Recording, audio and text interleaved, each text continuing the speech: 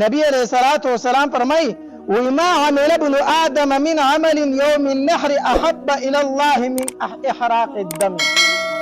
نبی علیہ الصلوۃ والسلام فرمای وی د اختر په ورځ باندې الله تبارک وتعالى ته په ټولو عملونو کې خوږ عمل او بهتر عمل چې دی هغه د څاروي وینه تویول. د لوی اختر په ورځ باندې الله تبارک وتعالى ته د دین بل خوږ عمل نشته دی. د ټولو نه بهترین او غوره عمل الله تبارک وتعالى ته د څاروي وینه تویول دي. ابراهیم علیه السلام دوه ښځې وي، یوه سارا بیبي وه خپله مشرۍ ښځه چې دا د تره لور هم وه، او دویمه ښځه دغه د بادشاه لور وه هاجره بیبي چې هغه وله ورکړه. نو د هاجري بیبي دغلته په شام کې زوی پیدا شو اسماعیل علیه السلام. د کشرۍ ښځې نه زوی وشو اسماعیل علیه السلام. دا اسماعیل علیه السلام چې دی که نه دا علما لیکي وایي د عبرانۍ ژبې او د عربۍ ژبې د دواړو د ژبو نه یو نوم جوړ شوی دی. د اسمع په عربۍ کې معنی د واوره او ایل په عبرانۍ ژبه کې الله ته ویلی شي. نو اسماعیل الله زما دا خبره واوره ای الله، یعنی ما له زوی راکه. په دغه وخت کې د ابراهیم علیه السلام عمر 15 کاله او بالکل بوډا اولاد نو. الله ته به جړه فریاد کو الله مال اولاد راکا، الله مال نیک عمل او صالح بچی راکا. نو الله ته به جړه کوله نو اسمع الله زما د اواز ووره، الله زما د مطالبه منظور که الله او ایل په عبرانۍ ژبه کې الله ته ویلی شي. نو اسماعیل نو الله تبارک وتعالی د 15 کاله په عمر کې ابراهیم علیه السلام ته د کشرۍ بیبي نه اسماعیل علیه السلام ورکو چې پیدا شو نو مې ورله اسماعیل کېښود، ځکه دا ما د الله نه په ډېرو دعاګانو باندې غوښتی دی، نو مې ورله هم هغه کېښود اسماعیل. بیا د ابراهیم علیه السلام د دې بیبیانو په خپل منځ کې به جګړې وي، ځکه عام طور پر دوه بني چې وي نو دا یو ځای ژوند نه کوي، جګړې کوي. نو د ابراهیم علیه السلام یو مشرۍ بیبي وه یو کشرۍ بیبي وه. د کشرۍ بیبي پکې زوی هم پیدا شو، نو دواړو یو ځای ژوند نه کو، جګړې به یې کولې. ابراهیم علیه السلام په سخته پریشانۍ کې و، مشرۍ بیبي هم نه شو پرېښودی ځکه د هغې قربانو ته یې کتلو چې دا عراق نه زما سره شام ته سفر وکړو تنی تنها، زما دپاره دا دومره سفر ما سره کوي، ډېرې قربانۍ را سره دي. نو د هغې قربانۍ ورته یادې وي نو هغه هم نه شوه پرېښودی. دلته هاجره بیبي هم نه شوه پرېښودی ځکه چې دا خو د بادشاه لور د ما له بادشاه راکړه د خدمت دپاره، او اوس یې بچی هم وشو وړوکی زوی ورسره په هغې کې دی، نو څه وکړم دا پرېږدمه. ابراهیم علیه السلام حیران و الله څه وکړم، دواړه بیبي جګړې کوي یو ځای ژوند نه کوي. الله تبارک وتعالی ورته حکم وکړو ابراهیمه دا کشره بیبي دې ته روانه کړه، بوځه جدا کړه دواړه. پیغمبر دی بغیر د وحی نه خو کار نه کوي، دا دواړه جدا کړه. د ابراهیم علیه السلام خو دا مطلب و چې چېرته زه نږدې بل ځای ته به بوځم نو کله به هغې له ځم او کله به دې له راځم. نو روایتو کې راځي وایي جبري علیه السلام ورسره ملګری شو، په اوښ باندې سواره شو، ځان سره یې په تیلې کې لږ خوراک راواغست او بتکي کې لږې اوبه یې راواغستې. روان دي ابراهیم علیه السلام بار د جبري علیه السلام نه تپوس کوي جبریل چېرته بځو؟ وایي مخکې د الله حکم دی، مخکې د الله حکم دی ځه. روایتو کې راځي وایي چېرته به چې ښکلې شنه علاقه راله که نه ابراهیم علیه السلام ته به خوښه شوه، نو د جبري علیه السلام نه به یې تپوس وکړو جبري الله و دا علاقه موږ ته نه یې ښودلي، دا علاقه خو به یې نه یې ښودلي چې دلته کې پړه واچوئ، نه مخکې حکم دی ځه مخکې. ابراهیم علیه السلام روان دی دومره سفر وشو چې د شام نه د فلسطین نه را ورسېدو مکی مکرمې ته. سرو شګو ته راورسېدل، سرو غرونه تور غرونه، بس نور څه شی نشته، د کیکر بوټي ځای په ځای ولاړ دي. بس د کیکر یو ونه وه او په سور نور کې د هغې د لاندې سوری ابراهیم علیه السلام ته جبریل علیه السلام وفرمایل وی رب فرمایلی دی چې دلته کې پړاو واچوه دلته کې نه انسان شته نه چېرته آبادي شته هېڅ شی په نظر نه راځي سرې شګې او د کیکر بوټي بس د الله حکم دلته دی دا بیبي دي دلته پرېږده چې د دواړو په یو بل باندې د سر هغه بوی هم نه لګي یوه هلته پاتې شوه یوه دلته راله د دې کیکر د لاندې ابراهیم علیه السلام ته دا حکم وشو چې خبرې به ورسره نه کوي او دا بیبي دلته پرېږده او ځه اوس د الله د طرفه امتحان دی که نه یو امتحان خو دا و چې ورته ورتاو کړی شو دویم امتحان دا و چې بادشاه عزت ته لاس ورچو الله ترې بچ کو اوس دا دریم امتحان و چې خپله بیبي د وړوکي ماشوم سره په غېږه کې په یو خوشي بیابان کې پرېږده او ځه اوس هاجره بیبي د کیکر د بوټي د لاندې پرېښوده په بدکي کې لږې اوبه دي او په تیلې کې لږ خوراک ته هغې سره کېښود روان شو تېنه اوس ډېر زیات خفه دی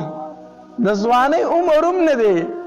15 اتیا شپږ اتیا اوه اتیا کالو ته به عمر رسېدلی دغې وخت کې بوډا دی اندامونه ورسره هم سات نه ورکوي اندامونه هم رفېږي په بوډاوالي کې الله یو بچوړه ورکړی او د الله د طرف نه حکم دار چې په دې سرو شګو کې پرېږده او ځه ابراهیم علیه السلام غریب نیولی دی سترګو کې اوښکې دي د بیبي نه روان شو چې روان شو اوس بیبي پوه شو چې دی خو زما نه روان شو ما پرېږدي دا کم ځای کې پرېښو دا د دې الله دې موږ ټول حج او عمرې له بوځي د مکه مکرمه کې چې کومه مقبره ده چې کې خدیجه بیبي خدیجه رضی الله تعالی عنها هم دفن ده جنت المعلا چې ورته ویلی شي مقبره چې ده د دې مروه طرف ته په دروازه باندې چې اوځي اخوا بیا سیده لاړ شي هغې مقبرې ته به ورشي خدیجه رضی الله تعالی هم په دغې مقبره کې دفن ده دغې ځای کې دا بیبي پرېښوده هاجره بیبي په دغې ځای کې پرېښودله اوس ابراهیم علیه السلام ترې نه راروان شو هاجره بیبي پوه شو چې سړی خو زموږ نه روان دی موږ یې پرېښودو د شا غاړې پسې رامنډې کړې اواز یې ورته وکړو الی منتقلنا یا ابراهیم لیس فیها زرع ولا ماء ولا انیس و ابراهیم په دې خوشي بیابان کې مې چاته پرېږدي لیس فیها زرع ولا ماء ولا انیس په دې خوشي بیابان کې خو نه د خوراک څښاک څه شی شته نه پکې انسانان شته دی چې موږ ترېنه مدد وغواړو دلته خو هېڅ شی نشته په دې خوشي بیابان کې ته موږ چاته پرېږدي خو ابراهیم علیه السلام غریب نیولی دی شاته نه ګوري ضعیفه دی سپینګیری دی بوډا دی روان دی ترېنه هاجره بیبي پسې بیا رامنډې کې بیا ورته اواز کوي الی منتقلنا یا ابراهیم لیس فیها زرع ولا ماء ولا انیس ابراهیم په دې خوشي بیابان کې ما چاته پرېږدي چاته مې پرېږدي په دې سرو شګو کې ما په چا باندې سپاري ابراهیم علیه السلام په شا باندې نه ګوري نو کله چې ته صفا مروه منځ کې دا سعی پوره کړې او په دې مروه باندې دا سعی خلاصه شي که نه نو هلته باب المروه دی په هغې دروازه به د مروه غونډکۍ نه په هغې دروازه به وځي دغې دروازې دې ځای ته چې ابراهیم علیه السلام راورسېده که نه نو هاجري بیبي شا غاړې د قمیص نه راټینګ کړو ونیو او بیا ورته وي الی منتقلنا یا ابراهیم ابراهیم په چا مې سپاري دلته کې څوک دي نو ابراهیم علیه السلام ورته داسې په شا باندې وکتل نو د دې سترګو نه اوښکې را روانې شي چې د سترګو نه اوښکې را روانې شي نو هاجره بیبي پوه شوه وی الله امرکه الله درته داسې حکم کړی دی ګوره چې کو په دې خوشي بیابان کې موږ پرېږدي او روانې رانه ګوره چې دا درته الله ویلي دي کو ابراهیم علیه السلام ورته سر وڅانډه ووی ما ته الله فرمایلی دی هغه هم زورور زنانه و د پیغمبر سره پاتې شوي وو وی زه چې کوم الله درته حکم کړی هغه الله به موږ نه ضایع کوي کم الله چې تا ته حکم کړ هغه الله به مونږ چیرې نه سپورئ. دا څه معمولي زنانه نه وه ښه، دا هغه زنانه ده چې د بادشاه لور ده، دا هغه زنانه ده چې د پیغمبر ښځه ده، او دا هغه زنانه ده چې د پیغمبر مور ده. وی زه چې کوم رب تا ته ویلي هغه رب به مونږ چیرې نه سپورئ. زه ابراهیم علیه السلام را روان شو. دغه مکه خو ټول غونډۍ دي که نه، نو چې د هغوی د سترګو نه راپناه شو نو داسې په یو غونډکۍ باندې ودرېد او الله ته یې لاسونه اوچت کړو او دعاګانې شروع کړې. قرآن او دعاګانې ذکر کړي دي. ربنا انی اسکنت من ذریتی بواد غیر ذی زرع عند بیتک المحرم. الله خپل بچی مې درته په خوشي بیابان کې پرېښودل. الله په خوشي بیابان کې مې درته خپل بچی پرېښودل. الله د خلکو زړونه دوی ته مایله کا، الله د خلکو زړونه دوی ته مایله کا. هغه د ابراهیم علیه السلام دعا ده. د هر سړي په زړه کې دا خواهش دی چې ما دغه ځای ولیدلی، چې په نوم مسلمان دی هغه دا خواهش لري کاش چې زه دغې ځای ته لاړی او ما دغه ځایونه ولیدلی. دا د ابراهیم علیه السلام دعا ده. دعا یې غوښتې وه، وی الله د خلکو زړونه دې ځای ته مایله کړه چې دې ځای ته حاضري کوي او راځي. ځکه خوشه بیابان دی، ما پکې بچي پرېښودل، الله څوک شته ورسره هم نه، وړوکی د غېږې ماشوم دی ورسره الله، نو خلک خو ورله خواله راوله که نه الله. او بیا دعا وکړه، الله ورزق اهلهم من الثمرات. الله دوی ته د میوونه ورکه، د میوونه میوې دوی ته ورکه. هغه داسې ځمکه ده چې په هغې کې شین بوټی نه و. ابراهیم علیه السلام دعا کوي الله څه ورته ورکه؟ میوې ورته ورکه. هغه د ابراهیم علیه السلام دعا ده ښه، مکه مکرمه کې د هر موسم میوه تا ته میلاویږي او تازه به درته میلاویږي. حیران او ارزان هم ده، ګران هم نه. یقین بالا که حیران بشي. حیران یو انار واخله، یو انارو په خوراک په ستړی شي. دومره غټ انارونه دي، د هغې ځای هغه کیلي څومره خوندورې کې. دا د ابراهیم علیه السلام او دعا ده. الله میوې ورته ورکه، دا نه چې غنم او جوار وله ورکه، ځکه چې څه په مشینانو پسې به بیا ګرځئ، څوک ورسره شته هم نه. الله میوې ورله ورکه چې خوند ترې نه هم اخلي او غذا هم ده. هغه د ابراهیم علیه السلام دعاګانې الله تبارک وتعالی قبوله کړي دي. هاجره بیبي په دغې ځای کې پرېښود او ابراهیم علیه السلام ترې واپس لاړ شام ته. په بتکي کې لږې اوبه وي، لږ خوراک و، هغه وخوړلی شو، اوبه ختمې شوې. هاجرې بیبي سره نه د خوراک څه و نه د څښاک څه و، په سینو کې چې کم پوی و هغه هم وچ شو. هغه وچ شو چې پوی خو د خوراک نه پیدا کېږي، خوراک نه پیدا کم طرفه راغلی وي. په خپل هم د لوږې او تندې نه بدحاله شوه او دلته چې په غېږه کې کم ماشوم دی هغه هم د تندې نه بدحاله شو. هاجرې بیبي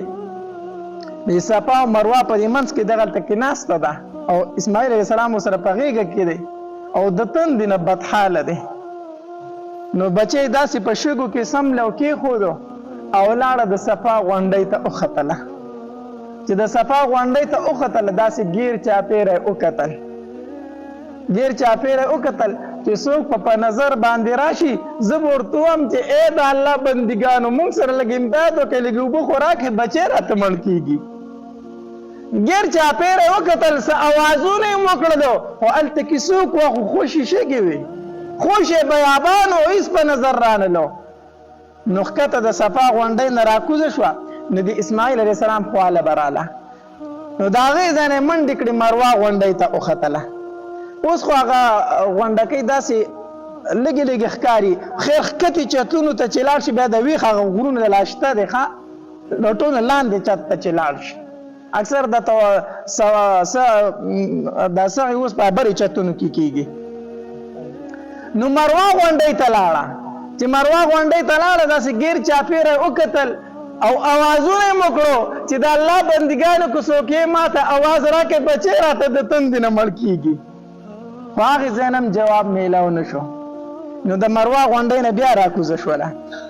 نو علما لیکي وایي دا اوس خو هلته کې ګټان مټان نشته دی که نه، دا صفا مروه دا 2 غونډه کوي په دې مینځ کې غټ غټ ګټان او جاړې وي او ونې وي د کیکر بوټي وو نو دا به چې ښکته راکوزه شو نو د اسماعیل علیه السلام به یې د سترګو نه پناه شو چې غونډۍ د پاسه به ولاړ خو د بري نه به یې لیدو خو چې ښکته به راکوزه شو هغه به د دې جاړو ماړو د دې ګټانو په شا شو دی به نه لیدو نو دی به په دې ګټانو او په دې جاخو کې رامنډې کړي چې ځان بچي له ورسو ماسې نه چې شرمخانې رانه وخوري او مړ به یې کو ژوندی د تندې نه به مړ شوی وي نو دی به رامنډې والې نو چې رامنډې کړي سرتور سر خیال پې خپې د هغې خواله به یې رامنډې کړي نو هغه ته به بیا کېناسته نو وي زه سا پکې شته ژوندی دی نو بیا به یې منډه کړه صفا غونډۍ ته به وختله نو صفا په غونډۍ کې به یې اوازونه وکړو دا داسې منډې سرتور سر او خپیال پې خپې وي او چې ښکته راکوزه شي نو په دې منډه ځان بچي له رسوي چې ژوندی دی کوم مړ دی ځان له په منډه باندې رسوي داسې چکرې ولو نو چې د مروه غونډۍ ته وخته که نه او اواز یې وکړو نو جواب ورته میلاو شو جواب ورته میلاو شو یو خوا بل خوا یې وکته څوک شته دی نه بیا یې اواز وکړو بیا ورته جواب میلاو شو چې بچي طرف ته یې وکتل نو خواته سره یو سړی ناست دی او د اوبو چیرې ورته ښکاره کړې ده نو دی چې رامنډې کړي هغه جبریل علیه السلام په انساني شکل کې راغلی دا چې راورسېده سړی ورکو چینه ښکاره شوې وه وي دې زر زر شګې راتاو کړلې د هغې نه وي زم زم زم زم نبي علیه السلام فرمایلي وي هاجري مور کو تې نه دا شګې نه وي تاو کړی دا زمزم به د ډېر حده پورې خورې شوې وي خو هغې زر په دغې ځای باندې را ایسارې کړې وي اوبه دي زه به یې ځانله دلته ایسارې کړم هسې نه چې بیا رانه وچې شي چېرته هغې ځای کې هغه اوبه یې را ایسارې کړې په خپله یې وڅکلې او بچي ته یې وڅکولې هغه د زمزم چینه ده الحمدلله اوس دې نه مسلمانان اوبه څښي او ډېرې برکتي اوبه دي او ډېرې خوږې اوبه دي هر ملک ته چې ته لاړ شي د اوبو خوند بدلیږي که نه خو د زمزم اوبه چې د هر ملک انسان راشي په هغه باندې خوږې لګي هغه ته د هغې د خوند فرق نه محسوسېږي حالانکه د هر ملک د اوبو خوند جدا جدا وي خو د زمزم اوبه په هر انسان باندې خوږې لګي او دارنګې د ملک اوبه چې بدل شي نو سړي باندې بد هم راځي که نه زمزم اوبه په هر چا باندې سمې راځي الله دې مونږ ټول بوزي الله دې مونږ بار بار بوزي چې کله لاړ شي که نه نو د زمزم اوبه ډېر اسکه ډېر اسکه او دغه رنګ چې کله دې وڅکلې ځان دې موړ کړو که نه نو با ګیلاس کې دې اوبه راوله دا مخ پې وینځه اډیزمینې پرتې پای کې به خلک مخونه وینځي دا مخ پې وینځه په دې سر ځان ته واړوه په دې بدن ځان ته واړوه خو ځان پې سیراب که زمزم اوبه ډېرې څښه هغه د زمزم اوبه دي چې دا جبري علیه السلام د اسماعیل علیه السلام دپاره ښکاره کړی ابراهیم علیه السلام هاجره بیبي او اسماعیل علیه السلام د غېږې ماشوم په مکه کې پرېښود او واپس ترې لاړ شام ته نو بیا به هر کال ابراهیم علیه السلام د اسماعیل علیه السلام ملاقات لراتو تماشه به یې کوله چې یاره بچی مې پرېښی دی د بیبي سره چې په څه حالت کې به نو هر کال به د اسماعیل علیه السلام ملاقات لراتو یو ځل فرشتو د الله جل جلاله په دربار کې درخواست وکړو وی الله دا ابراهیم چې په دې خپل زوی ډېر مین دی دا ابراهیم په دې خپل زوی ډېر مین دی په دې سپینه ږیره باندې هر کال د هغې شان د راځي مکې ته د هغه ملاقات لره الله تبارک وتعالی فرشتو ته وفرمایل وی ای فرشتو دا ابراهیم چې څومره په دې خپل زوی باندې مین دی که نه د دې نه زیات په ما باندې مین دی ابراهیم علیه السلام چې څومره په دې خپل بچي اسماعیل علیه السلام مین دی د دې نه زیات دی په ما باندې مین دی او تاسو ورته ګورئ چې یو کال ابراهیم علیه السلام راغی د اسماعیل علیه السلام ملاقات له نو اتمه ذوالحجې په شپه باندې خوب ولیدو د اتمې ذوالحجې په شپه باندې خوب ولیدو د شپې ورته الله تبارک وتعالی په خوب کې وایي ابراهیم پاسه زوی دی حلال که ابراهیم علیه السلام مطلب دا چې الله تبارک وتعالی زما نه قرباني غواړي نو چې سهار پاسې د اوښانې حلال کړه د الله په نوم باندې نو چې شپې له اوده شو نو په نخمه ذوالحجې بیا خوب ولیدو چې په خوب کې ورته ویل کېږي ابراهیم دا اسماعیل حلال که قرباني وکړه. ابراهیم علیه السلام بیا چې سار پاسې د اوښانې حلال کړو کېدای شي الله زما نه نوره قرباني غواړي. نو د لوی اختر په شپه باندې بیا خوب ولیدو. په خوب کې ورته ویلی شي وي ابراهیمه زه درته وایم چې اسماعیل حلال که ته اوښان حلالی، زه درنه د اسماعیل قرباني غواړم، زوی دې حلال که. چې سحر شو د لوی اختر دا ورځ 10 ذوالحجه وه. چې سحر شو ابراهیم علیه السلام پوه شو چې الله تبارک وتعالی زما د بچي قرباني غواړي. نو سحر خپلې بیبي ته وی هاجري بیبي ته وی هاجري دا اسماعیل سنبال کا مونږ د چاخواله په میلمستیا باندې ځو. اسماعیل سنبال کا مونږ د چاخواله په میلمستیا باندې روان یو. ځکه ابراهیم علیه السلام ته خبره ځکه ښکاره نه کړه چې دا زنانه ده او بچی دی نو مور چېرته برداشت کوي زوی حلالولو له ورکړي. نو خبره ورته ښکاره نه کړه خو مونږ د چاخواله په میلمستیا باندې ځو د اسماعیل سنبال کا. نو هاجري بیبي اسماعیل علیه السلام سنبال کو لکه څنګه چې دا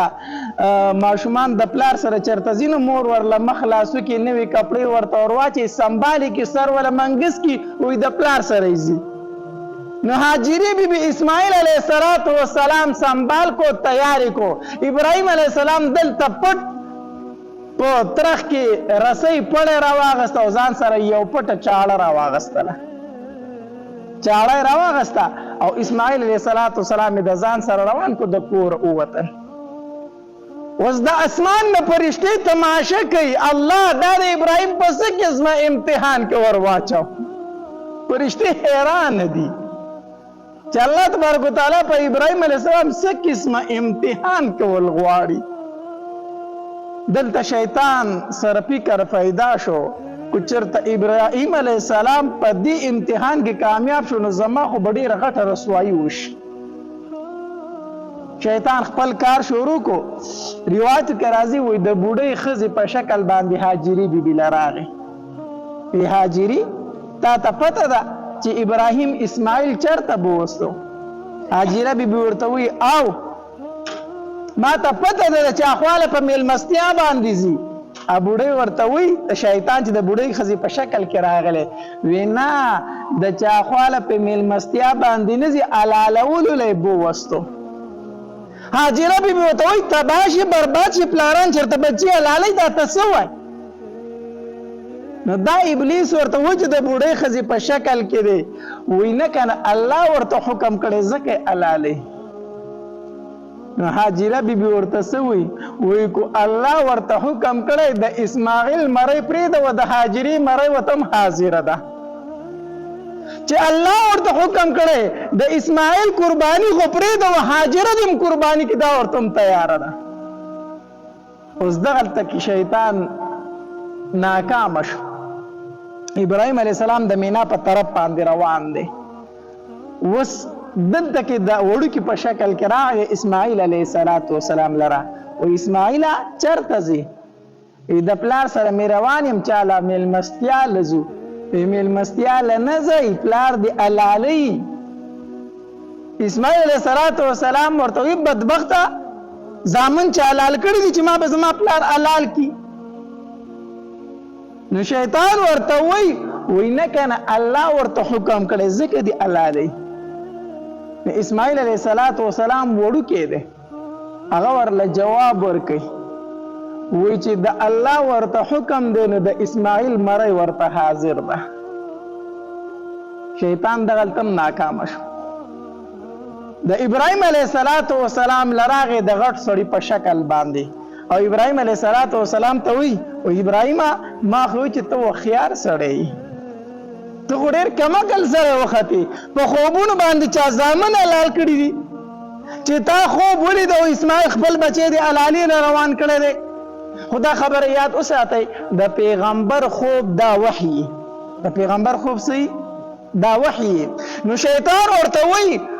ته ما وایي چې ته هوښیار سړی ته خو ډېر کم عقل سړی وختې په په خوبونو چا زامن حلال کړي دي. ابراهیم علیه السلام پوه شو چې او دا خو هغه لعین دی چې کوم زمونږ نیکه آدم علیه السلام ته دوکه ورکړې وه. دا خو هغه لعین دی. نو ابراهیم علیه السلام داسې کاڼي راواغستل او دی پې وویشتو. دی پې څه کو؟ وویشتو. اووه کاڼو باندې وویشتو د مینا په مقام کې. چې لږ مخې له لاړو بیا دی راغی، بیا په ابراهیم علیه السلام ګزارونه وکړو. بیا چې لږ مخې له لاړو بیا دی راغی، بیا په ابراهیم علیه السلام د کاڼو څه وکړو؟ ګزارونه وکړو. حاجیان چې حج له لاړ شي که نه شیطانان په کاڼو وړو. څه وړو؟ شیطانان په کاڼو وړو. 3 شیطانان دي. دا هغه 3 ځایونه دي چې کوم ځای کې ابراهیم علیه السلام شیطان په کاڼو ویشتی و. الله تبارک وتعالی ته د ابراهیم علیه السلام هغه ادا خوښه شوې ده تر قیامته پورې چې دغه ورځ راشي الله تبارک وتعالی هغه یادګار ځان ته تازه کوي. هغه ورځ چې راشي الله تبارک وتعالی هغه یادګار ځان ته د ابراهیم علیه السلام تازه کوي. نو حاجیان لاړ شي او شیطانان په کاڼو ولي. په دغه ورځ باندې د شیطان رسوایي کیږي. چې مینا ته ورسېدل که نه نو ابراهیم علیه السلام اسماعیل علیه السلام ته وفرمیل یا بنیه انی ارا فی المنام انی اذبحک فانظر ماذا ترى. بچوړیا ما خو خوب لیدلی دی چې زه تا حلالوم، ما ته ستا د قربانۍ حکم شوی دی، نو فانظر ماذا ترى ستا پکې څه رایي دی؟ ما ته خو دا وحی شوی ده، ما ته خو دا حکم شوی دی چې زه تا حلال کم، نو ستا رایي څه ده؟ نو اسماعیل علیه السلام ورته یا ابت افعل ماذا تأمر. ای پلاره هغه وکړه چې څه درته حکم شوی دی. د الله د طرف نه چې درته څه حکم شوی دی هغه وکړه. روایتو کې راځي پلاره زوی په میدان کې ولاړ دي، الله سره چې دغې طرفونو ته لاړ شي که نه هلته کې د دغې مینا مقام سره داسې په غونډۍ کې یو مینار غونته کې وړوکی ځای رخ کړی دی. وایي دا هغه ځای دی چې په کوم ځای کې ابراهیم علیه السلام اسماعیل علیه السلام راپرځولی و د قربانۍ دپاره. دا همداسې یو وړوکی ګمبد غونته رخ شوی دی. نو ابراهیم علیه السلام او اسماعیل علیه السلام په میدان کې ولاړ دي. ابراهیم علیه السلام رسۍ راواغسته، چاړۍ راواغسته. نو اسماعیل علیه السلام ورته څه وایي؟ وایي بابا چې حلالۍ مې که نه نو خپې لاس راته وتړه مضبوط، هسې نه چې زه چېرته خپې لاس وخمه او تا ته تکلیف در ونه رسومه، هسې نه چې ته قرباني سمه ونه کې. او پلاره ما چې حلالۍ نو ما پړ مخ سملوه، ما پړ مخ سملوه، ځکه هسې نه چې ته ما ته داسې ګورې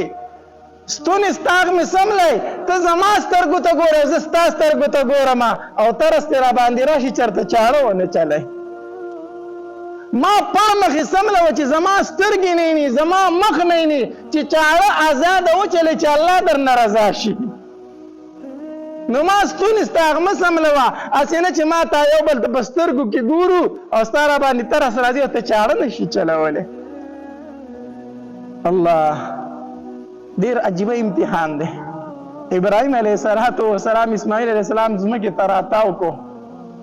فتله للجبین، په تندي باندې راتاو کو، او چې کله راتاو کو خپې لاس ورته وتړل او ابراهیم علیه السلام چاړه تېره کړه او د اسماعیل علیه السلام په مرۍ یا په سټې کېښودله. چړې له چې زور ورکوي چړه چلوي، خو الله تبارک وتعالی چړې ته وحی وکړه ای چړې خو د اسماعیل د یو ویښته ځای کو زما ذمواره دی. ابراهیم علیه السلام چړې له زور ورکوي چاړه کار نه کوي. الله ابراهیم علیه السلام خفه شو، پریشانه شو چې زما نه خو د الله حکم پاتې کېږي، چاړه خو غوڅول نه کوي. خو چړې په زبان حال سره وویل ابراهیمه ته چې کافرانو ورته نمرود ورته وغورځولې که نه، ته چې نمرود ورته وغورځولې الله ورته یو ځل ویلي وو چې په ابراهیم علیه السلام باندې یخ شه، ور په تا باندې ګل ګلزار شو. الله ما ته 100 ځله حکم وکړو چې د اسماعیل یو ویښته ضایع نه کړي، نو زه به یې څنګه ضایع کړم. ورته یو ځل حکم شو چې په ابراهیم یخ شي هغه یخ وګرځېدو، ما ته سل ځله حکم وشو چې د اسماعیل ویښته غوس نه کړي، زه څنګه د اسماعیل ویښته غوس کړم؟ الله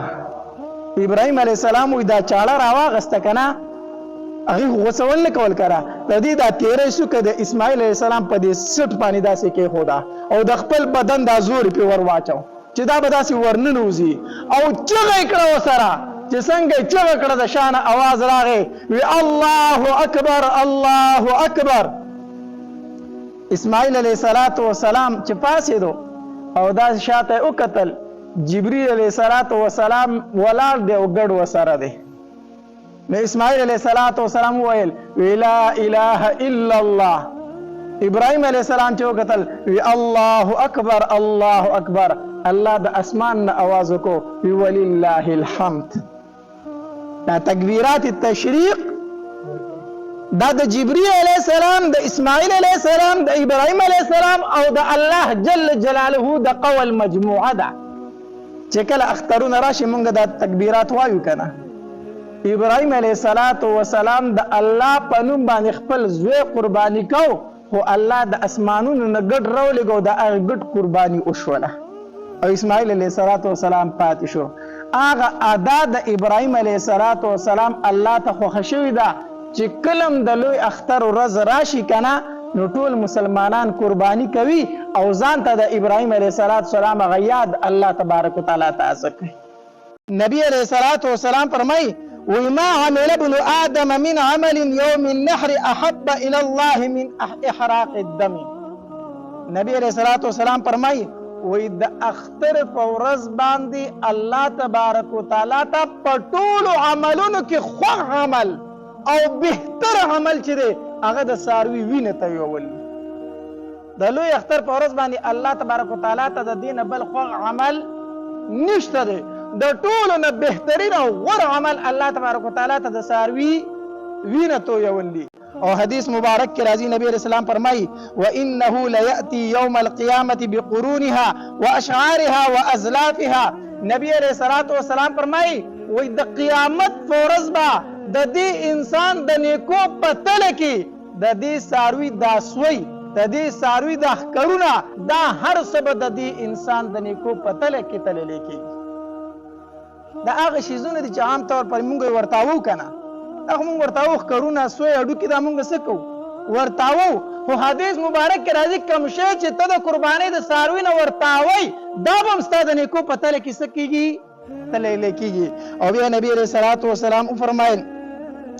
وان الدم ليقع من الله بمكان قبل ان يقع على الارض.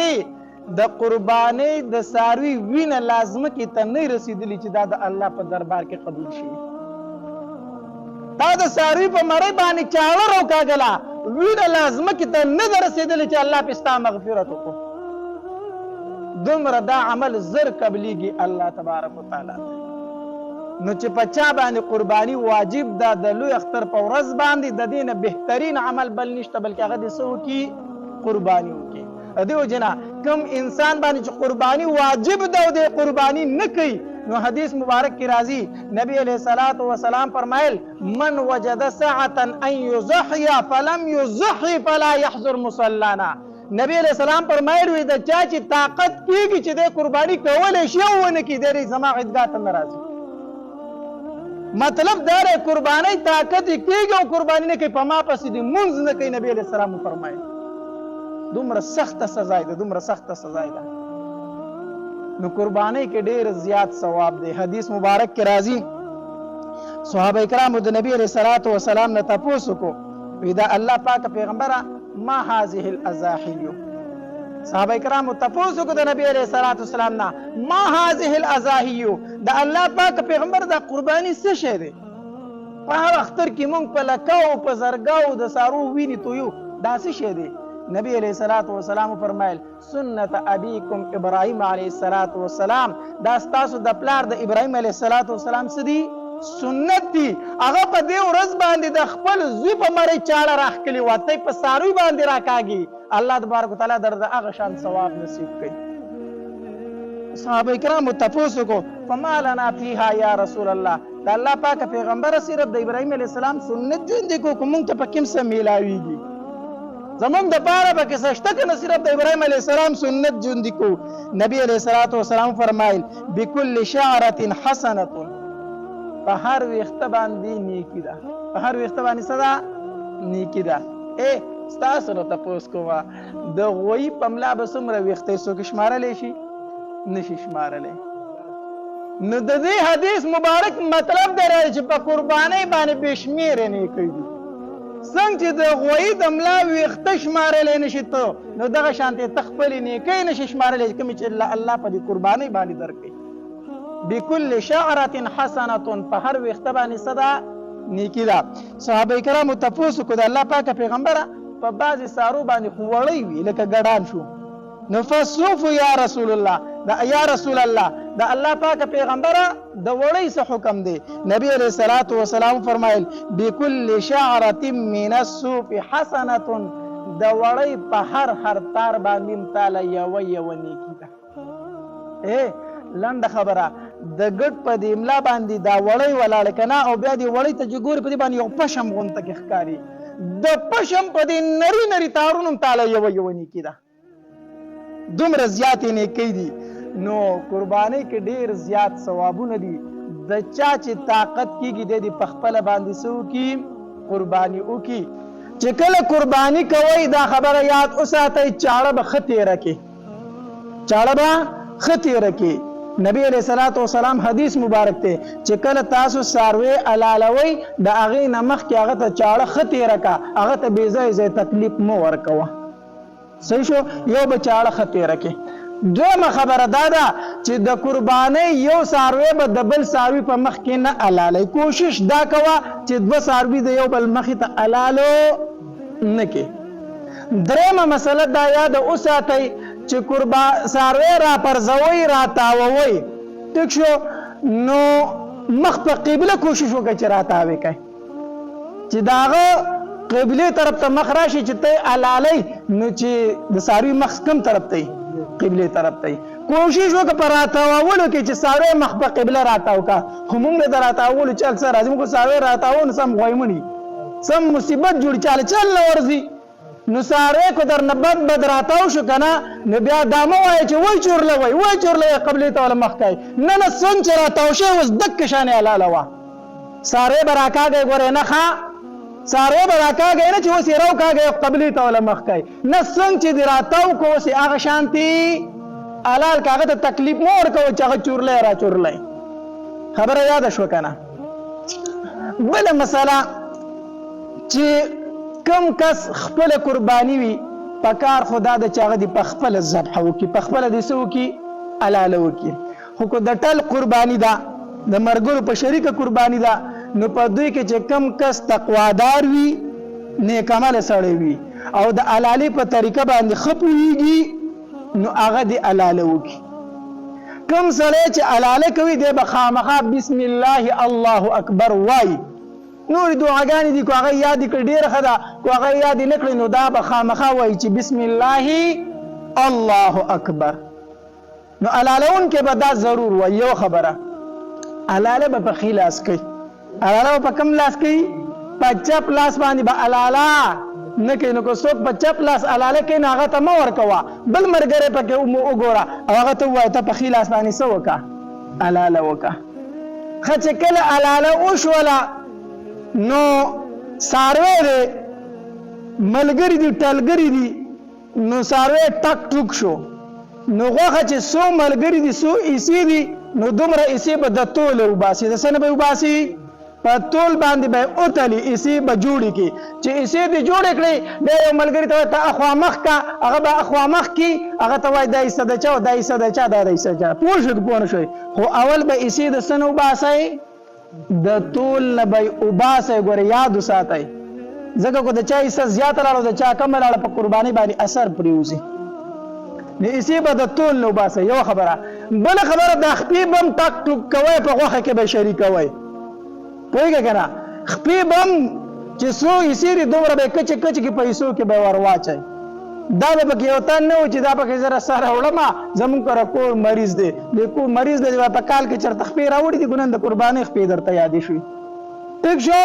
نه دا به هم ټک ټوک کوئ په ټولو حصو کې به یې اچوئ صحیح شو دا به پکې هم تقسیموئ بله خبره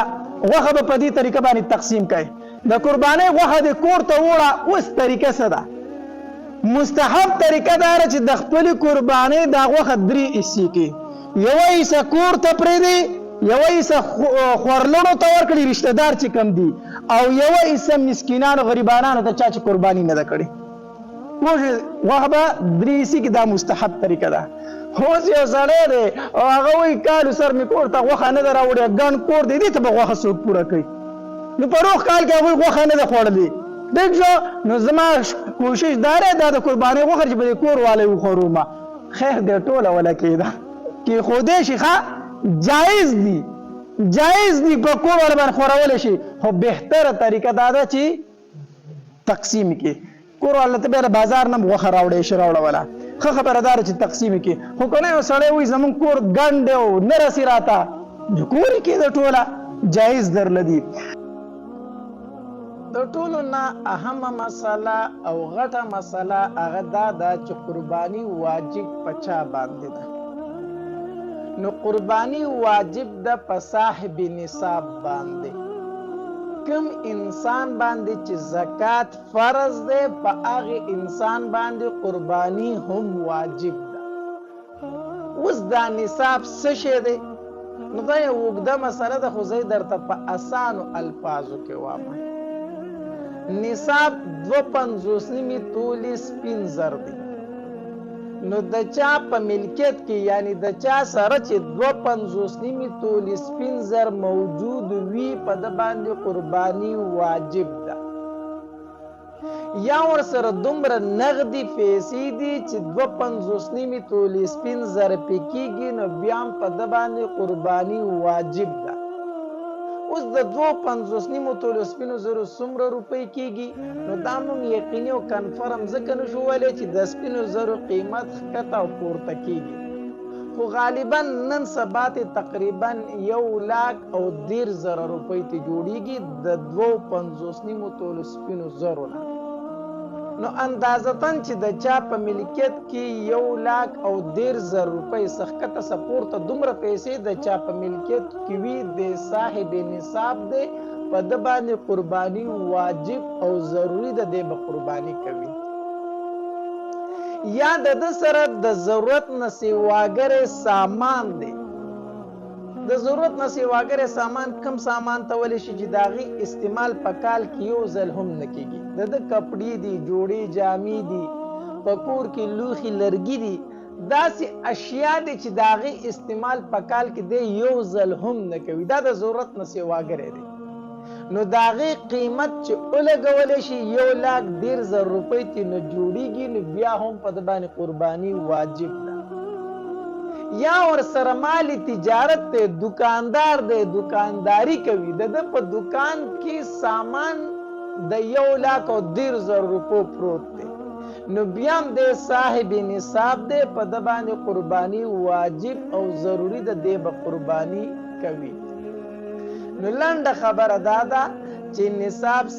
2.50 تولې سپین زر دی چې دا د چا سره موجود وي یا د دې قیمت ور سره موجود وي دا انسان صاحب نصاب دی دی به قرباني کوي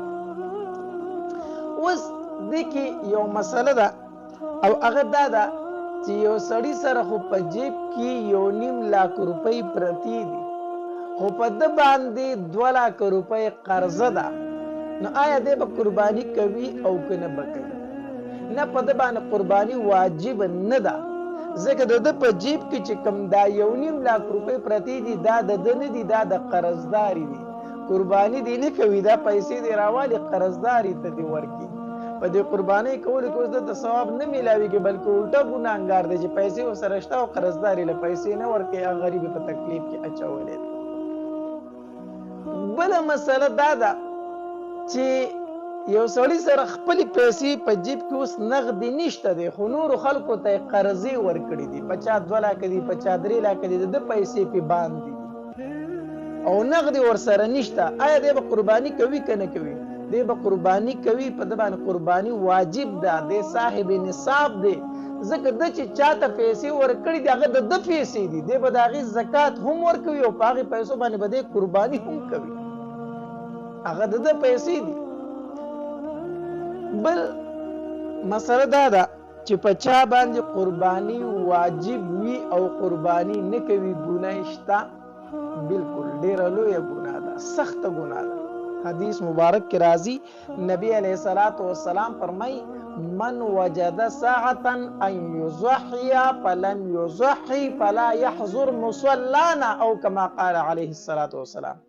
نبی علیہ الصلوۃ والسلام فرمای په چا باندې قربانی واجب وا او د قربانی اونکړه نو فلا يحضر مصلانا، د دې زموږ عیدګاه ته ناراض،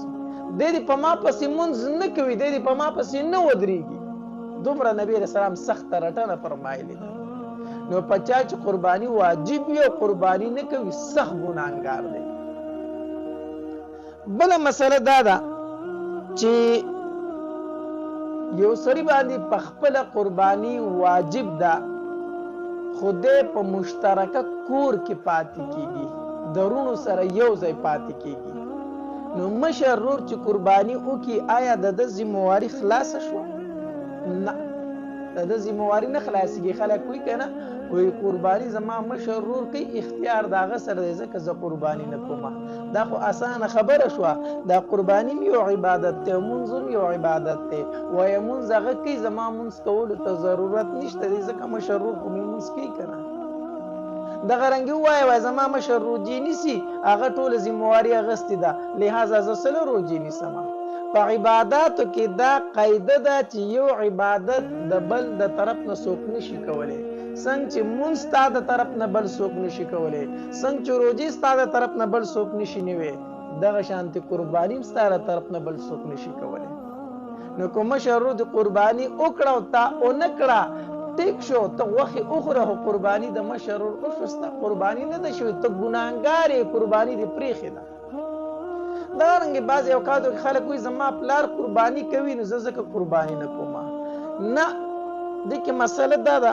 که چېرته تا ټولې پیسې پلار له ورکولې او ځان ته د 1 روپۍ نه پرېښوده نو بیا خو ټیک شو، د پلار قرباني دې وکړي، ته قرباني مه کوه ځکه ستا سره پیسې نشته، په تا واجب نه ده. خو دا قرباني به د پلار وي، ستا به نه وي، ښه ته به صرف غوښې خوري، نو بیا په تا قرباني نشته چې ته ټولې پیسې پلار له ورکوې. خو که چېرته ته پیسې پلار له هم ورکوې او په خپل جیب کې هم د ځان سره پیسې ساتي، په بینک کې پیسې ساتي، یار دوست له دې قرض ورکړي 1.5 لاک روپۍ یا 1,13,000 روپۍ، دومره پیسې ستا سره خپلې شته دی، نو بیا د پلار په قربانۍ ته نه خلاصېږي، د ځان د طرفه په خپله هم قرباني کوي. دغرنګې مشترکه رونه پاتې کېږي په شریک کور کې، نو پیسې مشر ورور ته راټولوي، خو دې ځان سره هم په جیب کې پیسې ساتي، ځان له هم بینک بیلنس ساتي 1.5 لاک روپۍ، نو بیا دې د مشر ورور په قربانۍ نه خلاصېږي، دی به ځان ته هم قرباني کوي. او که نه ځان له پیسې نه ساتلې ټولې ورور له ورکولې نو بیا چې ورور قرباني کوي هغه به د ورور قرباني وي، د ده قرباني نه ده، دی د تشو غوښې وخوري. بله یو اهمه مسله دا ده او دا خبره ډېره زیاته زموږ پښتنو کورونو کې موجود ده، یاره وایي مونږ د کور د طرفه څاروی الالو، لهذا زه جدا قرباني نه کوم. مونږ د کور د طرفه غټ څاروی الالو، غوا میخه الالو. یاد وساتئ که د کور کې غټ څاروی الال شو، غوا الاله شوه، میخه الاله شوه، خو په کور کې 10 تنه دي او دی وي چې دا د ټول کور د طرف نه قرباني شوه، د یو تن هم قرباني ونه شوله،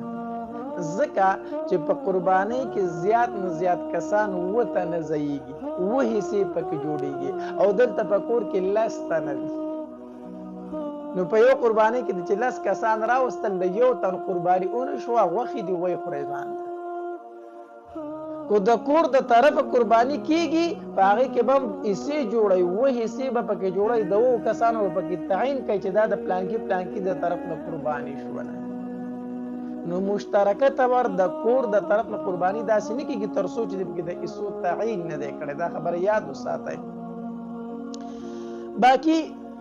بله مسله یو اهمه مسله دا ده، بار ملک کې مسافر پاتې کېږي نو هغه اکثر کور ته ټلیفون وکي وي زما د طرف نه قرباني وکړي نو پیسې را ریګل څه ضروری دي کور والا ورته وي چې موږ ستاسو د طرف نه قرباني کو بالکل قرباني کیږي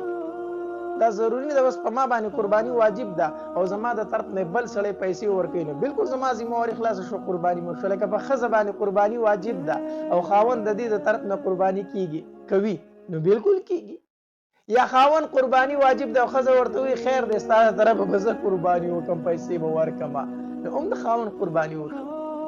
نو په بار ملک یو مسافر دی او دلته په کلی کې دا غد طرف نه کور والا قرباني کوي دا قرباني کیږي او کنه کیږي بالکل قرباني کیږي خو یو شرط پکې دی